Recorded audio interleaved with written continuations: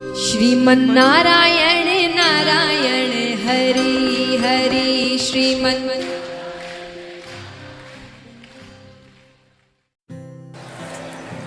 आखिर भगवान श्री कृष्ण को क्यों कहा जाता है रणछोड़?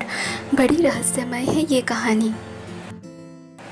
भगवान श्री कृष्ण के चमत्कार और लीलाओं के बारे में कौन नहीं जानता है।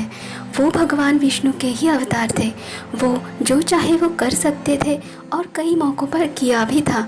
लेकिन एक मौका ऐसा भी आया था जब श्री कृष्ण को रणभूमि छोड़कर भागना पड़ा था, जिस वजह से उनका नाम रणछोड़ पड़ा था।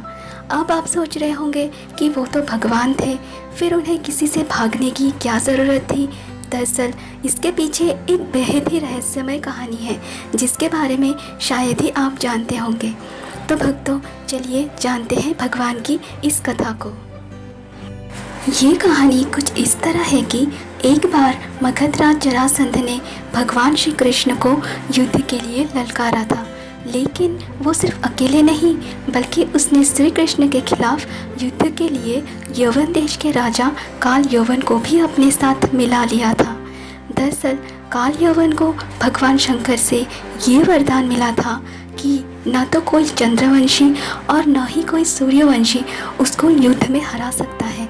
उसे ना तो कोई मार सकता है और ना ही कोई अपने बल से हरा सकता है। भगवान शंकर से मिले वरदान की वजह से काल यवन खुद को अमर और अजय समझने लगा था। उसे लगने लगा था कि कोई भी उसे युद्ध में हरा नहीं सकता है और ना ही मार सकता है। जरासंध के कहने पर काल यवन ने अपनी सेना के साथ मथुरा पर आक्रमण कर दिया। अब चूँकि श्री कृष्ण जानते थे कि काल यवन को वो अपने बल से मार नहीं सकते हैं और ना ही उनका सुदर्शन चक्र उसका कुछ बिगाड़ सकता है, इसीलिए वो रणभूमि छोड़कर भाग गए और एक अंधेरी गुफा में पहुंच गए। श्री कृष्ण जिस गुफा में जाकर छुपे हुए थे उसमें पहले से ही इक्ष्वाकु नरेश मांधाता के पुत्र और दक्षिण कोसल के राजा मुचकुंद गहरी नींद में सोए हुए थे। दरअसल उन्होंने असुरों से युद्ध कर देवताओं को जीत दिलाई थी।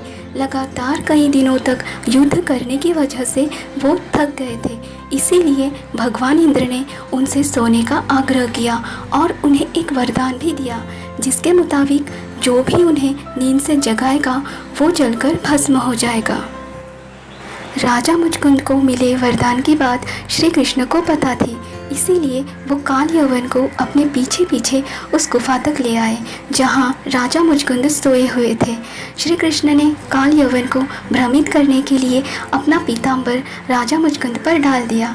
राजा मुचकुंद को देखकर काल यवन को लगा कि वो श्री कृष्ण ही है और उससे डरकर अंधेरी गुफा में छुपकर सो गए हैं। इसीलिए उसने श्री कृष्ण समझकर राजा मुचकुंद को नींद से उठा दिया। अब राजा मुचकुंद जैसे ही नींद से उठे, काल यवन वहीं जलकर भस्म हो गया। असल में ये भगवान श्री कृष्ण की ही एक लीला थी।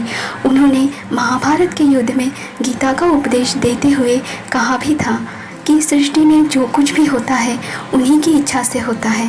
तो जाहिर है काल यवन का अंत भी उन्हीं की इच्छा से हुआ था। भक्तों, हमारे चैनल को सपोर्ट करें, सब्सक्राइब और लाइक शेयर ज़रूर करें और साथ ही आपके सुझाव पर विचार किया जाएगा। तो मिलते हैं अगली वीडियो में भगवान की ऐसी ही रहस्यमय नई कथा के साथ। राधे राधे।